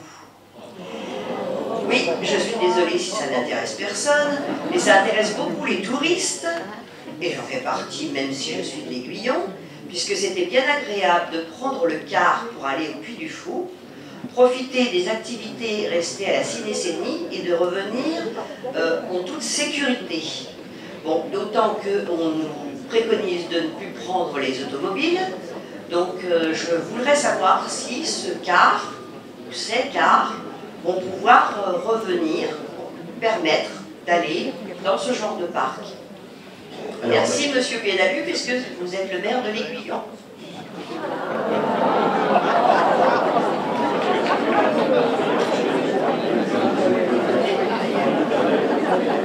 Vous voulez quel maire? Vous voulez la réponse du maire de l'Aiguillon? Bah, moi j'en ai une, mais je peux... Vas-y. Je vous la donne quand même. Désolé, voilà. Désolé d'exister. Alors, même si ça intéresse personne, vous voyez, ça m'intéresse, puisque je vais vous y répondre. Et donc, la compétence mobilité est une compétence qui est à la région, et qui maintenant a été reprise par la communauté de communes. Sauf que là, vous êtes en train de me parler d'une mobilité régulière, et donc je pense qu'on est en train de parler de la région, et il va falloir que vous écriviez à la région, ou que vous me demandiez d'écrire à la région pour savoir pour quelle raison vous n'avez plus votre moyen d'aller collectivement au Puy du Fou. Mais je vous promets, je vais le faire. Une autre question? Il y a une dame. Oui. Moi, je voudrais simplement dire que je suis une vieille aiguillonnaise et que je n'espérais pas de mon vivant voir les deux rives réunies et que j'en suis très contente et que je voudrais remercier toutes ces personnes qui ont travaillé et œuvré à ce que ça finisse par arriver. Et je constate avec plaisir aussi qu'il y a beaucoup de projets pour cette nouvelle commune, que c'est dynamique, que ça tient compte du territoire. Et ça me paraît vraiment très très bien parti, et je vous en félicite. Mais j'ai aussi beaucoup apprécié la question de monsieur sur l'énergie. Et je me dis, mais pourquoi dans cette commune où on parle beaucoup d'environnement, etc., où j'ai cru comprendre que les Marais Verts, où il y avait un projet pour camping-car, ne se fera pas. Qu'est-ce que vous allez faire de cette partie de commune qui appartient, je pense, au territoire des deux? Pourquoi pas des panneaux solaires, etc., ou des choses comme ça? Est-ce que vous y avez pensé? Voilà, quelle est ma question. Alors on a plus que pensé, je crois que c'est même dans le projet, dans le projet de centre-ville. On n'en a pas parlé tout à l'heure parce qu'on a été très vite, mais l'équipe qui était à la manœuvre de l'Aiguillon, à l'époque, quand elle a dessiné et produit et imaginé les premiers plans, tenait à ce que justement il y ait des ombrières, et donc il y aura des ombrières qui produiront de l'électricité sur la commune, de telle façon justement à rapporter un peu d'ombre, parce qu'on voit de plus en plus qu'on en manque un peu, mais aussi produire de l'énergie. Et puis aussi, on est parti sur une politique et un appel à projet qui est lancé à la fois par le département et le CIDEV, et qui, pour aider justement tous les projets qui permettront de la production d'électricité sur des bâtiments communaux. Donc on est parti aussi là-dessus. Enfin voilà. Mais avant de détailler, si vous voulez, le résultat de toutes nos études et pouvoir, plutôt que de raconter des carabistouilles et vous faire rêver, vous avez vu qu'on ne l'a pas fait. On a d'autres sujets en tête. Il y a plein d'autres choses qu'on va vous proposer. Mais si on en parle, vous allez me dire quand est-ce que ça se fait? Nous-mêmes, on ne le sait pas. On sait qu'on veut le faire. Donc on a simplement dit ce qu'on était certain de faire. Alors en matière d'économie d'énergie et de... vous avez vu les labels qu'on a? Tous les labels que vous avez, en fait. Il n'y a pas beaucoup de communes qui ont autant de labels. C'est du boulot. Et évidemment, on aimerait être vertueux et faire partie des gens vertueux. Mais alors le problème qu'on a, et je vais vous le dire tout de suite, c'est notre réseau filaire électrique. Notre problème à nous, c'est que quand j'ai demandé à Jean-François Etienne, qui est là, qui revient vers nous, de limiter l'éclairage de nuit, de le rendre plus intelligent, de faire en sorte qu'on dépense un peu moins, qu'on décale en heure, etc. En appuyant sur des boutons, quand on éteint une rue, on éteint aussi la mairie, les services publics, etc. Tout est branché n'importe comment. Donc ça nous demande un gros boulot de travail électrique. Alors là, il y a de plus en plus de questions. Bon. Monsieur le maire, je crois avoir compris tout à l'heure que les travaux du fossé du Levant 2 allaient commencer cet hiver. Alors, je suis très contente parce que je suis concernée et ça faisait des années qu'on attendait. Donc, je vous remercie et je pense que tous les voisins vont être contents. Par contre, je voulais vous poser une autre question. Vous n'avez pas parlé du cinéma. Qu'est-ce qu'il va y avoir à la place? Qu'est-ce que vous avez envisagé de faire pour le cinéma? Merci. Alors, je vais être extrêmement honnête et transparent comme je suis toujours. Pour le moment, rien. Je vais vous dire pourquoi. Parce que cet ouvrage, si j'avais été le maire de l'Aiguillon lorsque Jean-Michel a eu connaissance et a vu l'état du risque, j'aurais pris la même décision dans les mêmes conditions. Exactement la même. C'est une vraie décision de maire que d'avoir le courage de dire « waouh, non ». Pour faire plaisir à certains, pour être élu la prochaine fois, je vais mettre en danger la vie d'eux. Non. On a les moyens, on ne les a pas. Donc, vous avez vu que les projets qu'on vous a cités sont des projets que ce n'est pas comme ça. C'est-à-dire qu'à chaque fois, la question, c'est est-ce qu'on a les moyens? Est-ce que le projet qu'on fait va rapporter de l'argent ou va apporter un vrai service? Est-ce qu'on va pouvoir pérenniser notre situation financière dans le temps? Est-ce qu'on peut imaginer, même avec nos budgets, pouvoir prendre des coups dans le nez comme on a pris avec la Covid, comme on a pris récemment avec ce qu'on a découvert sur le port. Vous voyez, il y a des choses comme ça qu'on découvre et il faut qu'on anticipe. Et donc si en plus on charge avec des projets dont on ne sait pas si on a les moyens, on va vous dire quoi? On va vous dire oui, on pense à quelque chose, mais non, je ne le ferai pas.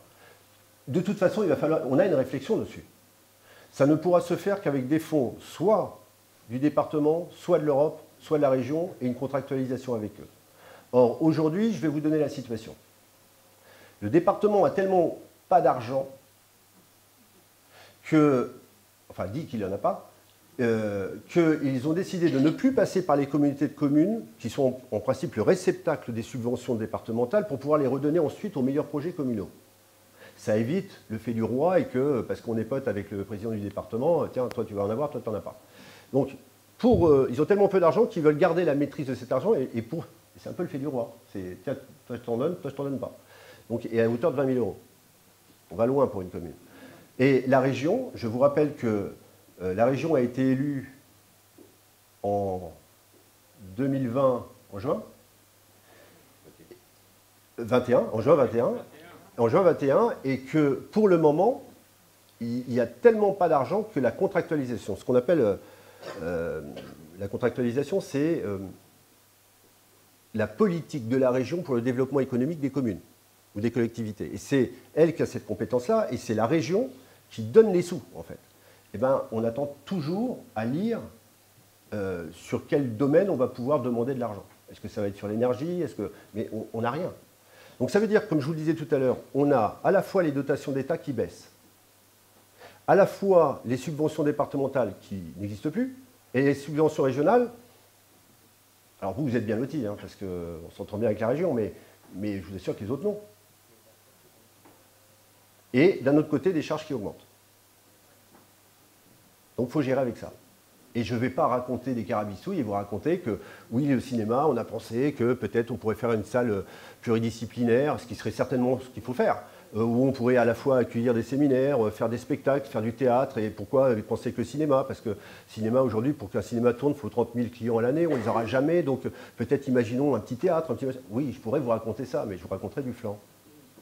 Et je ne veux pas. Madame, il y a plein de gens qui demandent devant. Il faut un micro devant aussi, parce que sinon c'est...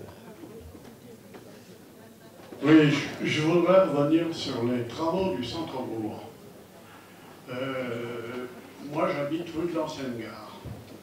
Rue de l'Ancienne Gare, depuis qu'on a fait les travaux d'égout, il y avait 3 ralentisseurs.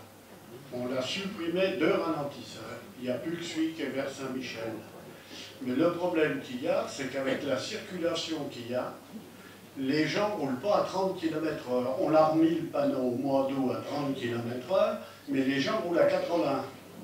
Parce qu'en venant de l'autre côté, il n'y a pas de panneau comme quoi on rentre à l'Aiguillon. Oui. On ne sait pas. On peut l'enlever. Et avec les travaux, tous les véhicules vont passer par cette rue. Alors j'aimerais bien savoir ce que vous comptez faire. Alors, je m'étais aperçu personnellement qu'ils n'y étaient plus, et je vous avoue, je fais partie de ceux qui étaient contents qu'ils n'y soient plus, parce que je roulais dans cette rue-là. Et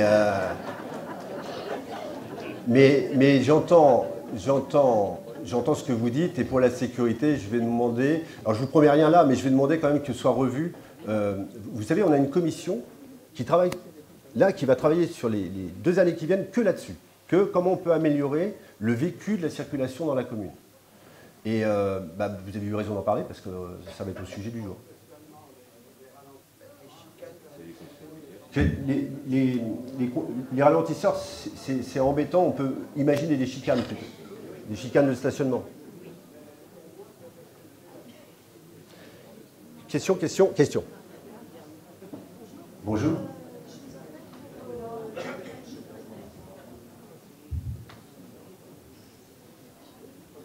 Plus près. Non, le micro ne fonctionne pas là. Oui, c'est très connu ici pour les plages. Il y a une belle réputation de belles plages. Et je trouve que ça se complique pour les accès. Cet été, les Bélugas ont été pris d'assaut parce que c'est la plage qui est la plus grande. Enfin, on est sûr de pouvoir se poser. Et il y a un truc, c'est qu'on a déjà parlé du partage de l'accès entre les vélos et les piétons. Et il faut reconnaître que, vu les labels qu'on a, il va y avoir de plus en plus de monde. Et c'est la plage principale. Et je voulais savoir si vous comptez améliorer l'accès. Oui. Parce que c'est très compliqué. C'est très compliqué. Bon, j'ai pu remarquer, je me déplace en vélo et j'ai vu qu'il y avait au moins une centaine de vélos parqués. Hein. C'est très bien fait. Ils en avaient mis beaucoup de parking à vélo. Mais je ne sais pas s'il ne faudrait pas un peu élargir l'accès. Voilà. Et les autres plages sont très compliquées aussi. On est contraint. Donc la question était, pour ceux qui n'ont pas entendu le début, était, merci, je t'en prie, je vais répondre. La question était, voilà, on a des plages qui sont de plus en plus fréquentées. Le fait qu'on ait tous ces labels, vraisemblablement, fait que on va être de plus en plus fréquenté par le cyclo, le vélo, etc. Et ce qui est vrai, on est un peu victime de notre succès. C'est-à-dire que, je rappelle qu'il y a 5 ans, il n'y avait pas. Hein, c'est la politique vélo d'il y a 4 ans qui a fait que. Donc, on a découvert, moi j'ai eu des rendez-vous avec les maires de la Flotte-en-Ré, la Saint-Martin-de-Ré et la Flotte-en-Ré, Saint-Martin-de-Ré et Ars-en-Ré. Et avec les gars, je leur ai dit, voilà, comment vous gérez? Alors les types ont dit, on ne gère pas, c'est l'enfer. Bon, ok. Et pourtant, ils sont beaucoup plus équipés que nous et c'est extraordinaire ce qu'ils ont. Et donc, oui, on va, et je le redis, c'est un peu dans la même veine et la même fréquence de ce que je vous disais tout à l'heure, on a une commission qui va travailler que là-dessus, sur la déambulation dans la commune. Et je vous ai dit tout à l'heure que l'esprit même du centre, enfin du centre-ville, du projet centre-bourg de l'Aiguillon, allait jusqu'aux plages de la Faute. Rappelez-vous, le gamin qui arrive et qui donne le bouquet de fleurs sur la plage et sur le sable à sa mère. Et donc, il n'y a pas que ça, il y a les chiens. Il y a un vrai sujet avec les chiens, il y a un sujet avec les fumeurs, il y a un sujet avec les vélos. Et les vélos, c'est vraiment une préoccupation. Je vous ai dit tout à l'heure aussi qu'on avait gagné l'appel à projet de l'ADEME à Vélo 2, qui nous a permis de financer un agent, un contractuel, à hauteur de 80% de son revenu, pour justement être sur ces sujets-là et voir comment on peut se faire financer par Pierre, Paul ou Jacques pour améliorer. Il y a simplement une contrainte réglementaire que je veux expliquer. Nous sommes sur un territoire, Aiguillon-la-Presqu'île, que ce soit côté Aiguillon ou côté Fauté, qui est extrêmement rare pour encore un autre truc, parce que nous, on cumule tout. La domanialité de nos communes ne nous appartient qu'à 50%. C'est-à-dire qu'on fait partie de ces rares communes où on est chez nous, mais on n'est pas chez nous. Quand vous êtes sur la plage, vous êtes à la fois sur le maritime, donc chez l'État, vous êtes à la fois dans la commune, et vous êtes à la fois à l'ONF. Et vous êtes à la fois dans une réserve nationale. Pas toujours partout, mais c'est comme ça. Donc ça veut dire que, je vous donne un exemple, quand on a posé les platelages de bois qui permettent l'accès aux plages fautaises, pour le plus grand nombre, qui a plu aux plus anciens, parce que c'est plus facile pour marcher, aux plus petits, aux mamans qui ont des poussettes, etc. L'ONF nous a téléphoné en disant « Dégagez tout ça, on est chez nous. On veut bien que vous le fassiez, mais vous nous payez. » Attendez, ça allait plus loin. Et on paye combien? Ah ben on vous le dira quand vous nous aurez payé pour déconstruire. Parce que vous ne pouvez pas déconstruire ce que vous avez fait parce qu'on est chez nous. Vous allez payer pour qu'on le fasse. C'est un exemple, mais ça, c'est le boulot des maires. Vous avez envie d'être violent de temps en temps. Mais vous ne l'êtes pas, parce que ça ne sert à rien. Moi, j'ai connu une politique où on rentrait dans les services de l'État et on a vu que ça nous a bloqués. Et je ne regrette pas d'avoir rentré fort dans les services de l'État. Ils me connaissent maintenant. Mais maintenant, je suis plus calme et je joue leur jeu. C'est-à-dire qu'il faut accompagner, c'est l'effet de voile, il faut les accompagner dans le mouvement et leur dire « Alors, qu'est-ce qu'on peut faire? Vous m'aidez ?» Et des fois, ça marche. Sauf que Jean-Michel l'a fait, et quand il l'a fait pour les gars de bourse, c'était loin les gars pour dire oui, on va travailler avec vous. Ils ont même financé, pour dire à la fin, non, on ne fera pas. Il y a une question au fond et une question là. Une question là. Excusez-moi, j'avais juste une question par rapport à la communication, vous l'avez abordé tout à l'heure, mais sur le déploiement de la fibre, puisqu'on a la chance de travailler encore, et on a quelques difficultés, puisqu'on habite vraiment au bout de la route de la Pointe d'Arcé, et on a hâte que la fibre arrive par chez nous. Donc c'était juste pour savoir quand on pourrait... Alors, vous êtes où? Quel côté? Côté gauche? Oui. Alors, la fibre est arrivée. La fibre est arrivée, parce que moi j'habite là-bas, et je l'ai. C'est une histoire de jour. Vous téléphonez, c'est une histoire de jour. Et si vous n'y arrivez pas, ma femme a trouvé une combine, parce que c'est à Charnay, et alors je demanderai le tuyau. Voilà. Monsieur? Oui, bonjour. Il y a un an que je suis ici, j'arrive de Mortagne-sur-Seine, donc je suis toujours vendéen. Pour les deux phares, deux puits de soleil, ça remplacerait. C'est vrai. Oui, ça concerne la poissonnerie qui est au pied du petit pont, du futur petit pont. Est-ce que vous envisagez de l'enlever?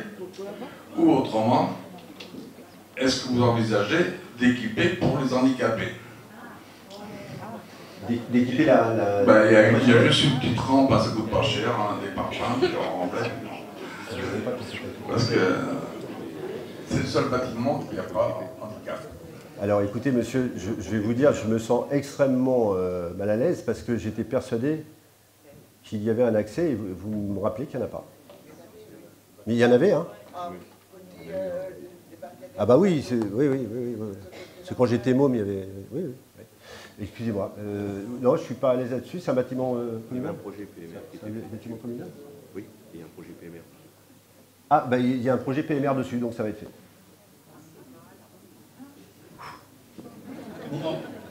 Oui, monsieur. Ma question, c'est, avec les labels obtenus par la nouvelle commune, vous nous avez dit qu'on pouvait avoir la chance d'être classé dans la catégorie 40 000 à 60 000 habitants. 20-40. 20-40 000. Oui, c'est déjà pas mal. Est-ce que les dotations d'État, DGF, etc., correspondront à des communes de 20 000 à 40 000? Non, vous pensez bien que non. Non, on aura des tas d'avantages, mais ça serait... En fait, c'est quoi ce surclassement? C'est que vous ne l'avez que quand vous correspondez à des tas de critères, à des tas de labels, etc., mais aussi à une capacité de gap très important saisonnier. C'est-à-dire qu'aujourd'hui, on passe, et c'est ce qui a été vu, de 2700 l'hiver, et encore, parce que les 2700, c'est inscrit, hein, donc 2700 l'hiver, plutôt 2000, à pas loin de 40-50 000 par jour l'été. Donc les services publics qui... ce monde-là nécessite beaucoup de services publics et forcément favorise justement les dotations, mais pas au niveau... Parce que ça nous rend au niveau d'une commune comme Saumur. Alors j'adorerais, et Jean-Michel et moi, on adorerait avoir les dotations de Saumur, qui est ville classée d'ailleurs, qui est une ville nationale classée. Mais non, on n'aura pas autant. Mais c'est une énorme et grande nouvelle pour nous, hein, et pour vous aussi, je vous assure. Mais je vous en prie, je vous en prie. Il y a un monsieur qui... Ah ben vous avez déjà parlé, monsieur. Là. Et puis après ce que je vous propose, on ne va pas vous garder jusqu'à 2h de l'après-midi. Après, ce que je vous propose, mais vraiment, je le répète, on a voulu être accessible. Et les élus, il n'y a pas que les maires, les élus sont accessibles. Et c'est transparent. Quand on a des choses qui ne vont pas, on le dit. Et quand on a des réponses à donner, on les donne. N'hésitez pas à nous solliciter pour qu'on fasse des réunions. Et il y aura d'autres réunions à celle-ci, puisque là, on vous a lancé le projet, mais on va faire vraisemblablement des réunions pour la sécurité, des réunions aussi pour réacculturer aux différents plans, parce qu'on vous a balancé des images comme ça. Et on fera des plans, avec des réunions avec les commerçants pour le centre-ville, avec les mitoyens. Il va y avoir d'autres réunions, en espérant que la Covid ne nous empêche pas. Je vous en prie, monsieur. Bonjour, nouvel arrivant, bonjour, monsieur. Je viens de Lorient. Ah, chouette. J'ai fui à cause de la ville. J'ai remarqué que les digues étaient interdites à la circulation piétonne. J'aurais voulu savoir pourquoi. Parce que... À l'Aiguillon? Oui. Alors, lesquelles? Les digues qui font le tour du plan d'eau du 7 Parc, par exemple, jusqu'à chez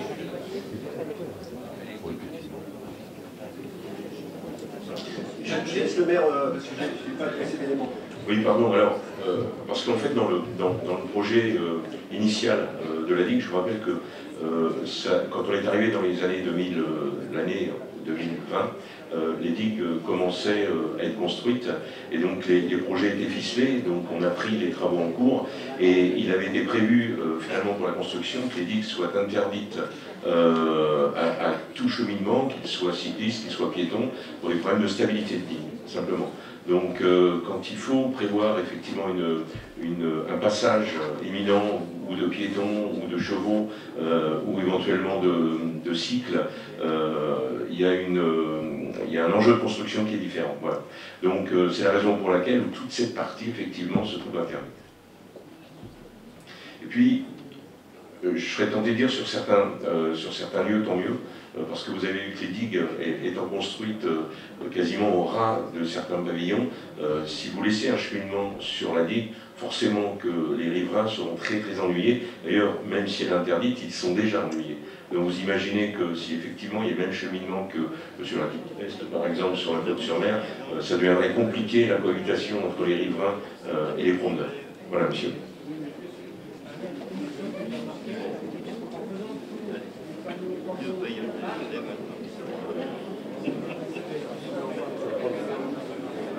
Je vous entends pas, monsieur, pardon. Il n'y a pas de nouvelles autour du plan d'eau, du Du WEC. Du WEC pas. Il n'y a pas de poubelle.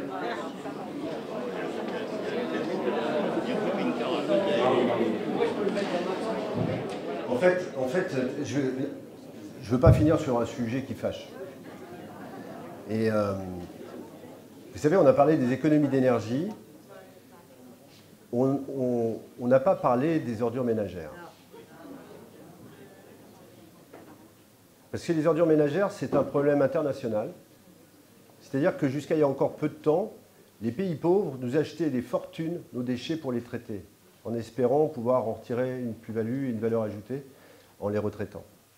Puis un jour, ils se sont dit, ras-le-bol, on va leur acheter moins cher aux riches. Et ils sont tous mis d'accord, et ils ont acheté moins cher aux riches. Et puis, dans le même temps, les riches, eux, ils se sont dit, on a des déchetteries, on ne peut plus enterrer, on n'a plus le droit d'enterrer, on va dire qu'on n'a plus le droit d'enterrer. Donc chez nous, il faut qu'on fasse attention à notre environnement, mais chez les autres, c'est pas grave. Et les autres ont commencé à dire, mais nous, on ne va plus vous acheter vos trucs. Et ce qui se passe, une fois que j'ai dit ça, c'est qu'il y a des grosses entreprises aujourd'hui qui disent, bah écoutez, nous, on est là, on vient auprès des collectivités locales et nous sommes des entreprises capitalistes, on est là pour gagner de l'argent, et c'est normal. On ne va pas leur reprocher, ils ont des salariés, ils ont une vie à vivre. Et elles disent aux collectivités, bon, bah, écoutez, nous, on veut bien faire votre tri. Ça, c'était le début de l'histoire. Et donc, c'est pour ça qu'on commence à vous dire, un peu partout, si vous arrivez de Lorient, c'était peut-être le cas, bah, si vous triez bien, vous paierez un peu moins. Et puis, il y a eu le grand truc, la vogue des collectivités qui ont appliqué ce qu'on appelle la taxe incitative. C'est-à-dire qu'on vous incite à plus trier, et plus vous allez trier, moins vous allez payer. C'est ce qu'on est en train de travailler sur la communauté de communes. Vous n'y êtes pas encore ici. Le problème, c'est que quand on dit ça, les gens sont persuadés que quand ils vont trier, ils sont vertueux, ils vont moins payer. Ce qui est vertueux, d'abord, ce n'est pas de bien trier, c'est de faire moins de déchets. La deuxième chose, si on fait des déchets, sachez une chose, c'est que vous n'allez pas moins payer, vous allez payer moins d'augmentation prévue. Et que là encore, je vous l'annonce, parce que c'est écrit. On a réussi, enfin je crois que j'ai réussi pour le coup, à faire en sorte que notre déchetterie ne ferme pas. Sur la communauté de communes, il y a 11 déchetteries, c'est 11, hein ouais, 11 déchetteries, et ils voulaient en fermer 5. Vous pensez bien qu'on était un peu lorgnés, puisqu'il y en a une toute neuve à la tronche. J'ai mordu, ça fait mal, et on l'a. Mais on la garde. Mais toutes les déchetteries de la communauté de communes vont devoir avoir plus de postes de tri. Donc plus de postes de tri, ça veut dire des investissements, c'est votre impôt qui va payer. Et dans le même temps, on va vous dire, monsieur, les déchets qu'on vient vous chercher tous les 15 jours, ça va peut-être être une fois par mois. Mais attendez-vous à ça. Aujourd'hui, j'ai réussi parce qu'on est commune littorale à ce que ce soit une fois tous les 15 jours, mais attendez-vous, parce que les autres communes, ça termine, c'est une fois par mois. À la Réorte, c'est une fois par mois. Je vous dis ce qui existe. Aujourd'hui, vous ne le sentez pas parce qu'on fait tampon et puis parce qu'on se bat, mais, et puis aussi parce qu'on est un peu au bureau de la communauté de communes, mais c'est la réalité. Et quand vous me parlez de poubelle, monsieur, s'il manque une poubelle à tel endroit, il va falloir s'habituer à ce que lorsqu'on produit des déchets, on les ramène chez soi.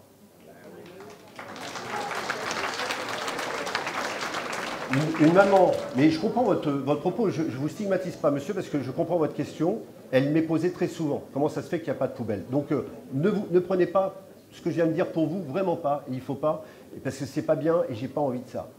C'est simplement que quand j'ai vu il y a peu de temps une maman que je connais très bien, qui est une amie, et qui me dit, ouais, pour les gosses, quand on va à la plage, il y a une couche, etc. Pour les sandwichs, et quand on machin, ben ramène tes déchets. Tu es venu avec, repars avec. Et c'est ça qui va, c'est ces comportements-là, au même titre qu'on parlait de l'électricité, des économies d'électricité, au même titre qu'on parle de la protection de l'environnement, c'est de ça dont on parle. Il va falloir qu'on travaille mieux ensemble si on veut bien vivre ensemble. Et on se dit que c'est la dernière question. Je vais vous dire pourquoi. Parce que, 1, il fait soif, il faut qu'on aille boire un coup. 2, c'est le week-end. Et 3, je vous l'ai dit, je suis à dispo. Dernière question. Les résidents secondaires, quand ils partent le dimanche soir, ils mettent leur sac de sauf qu'ils respectent pas leur massage, agir pendant 15 jours. Alors la dame est en train de parler du problème des résidences secondaires qui partent le samedi, qui ont leurs poubelles qui restent du samedi au lundi matin, etc. etc. Alors, évidemment que c'est un sujet qui m'intéresse, puisqu'il a fallu que nous le défendions auprès de la communauté de communes. Là encore, puisque je vous rappelle, il était prévu qu'on ait, vous imaginez le truc, une communauté de communes, un ramassage par mois. Hein. Une commune littorale, un ramassage par mois. Et donc, pour répondre rapidement, nous avons négocié avec la communauté de communes pour qu'elle prenne en charge des investissements lourds de points d'apport volontaires qui seront badgés, soit avec le téléphone, les gens de résidence secondaire pourront ouvrir ces points d'apport volontaires et déposer leurs poubelles. Et si les poubelles restent devant les maisons, c'est le propriétaire qui se fera allumer.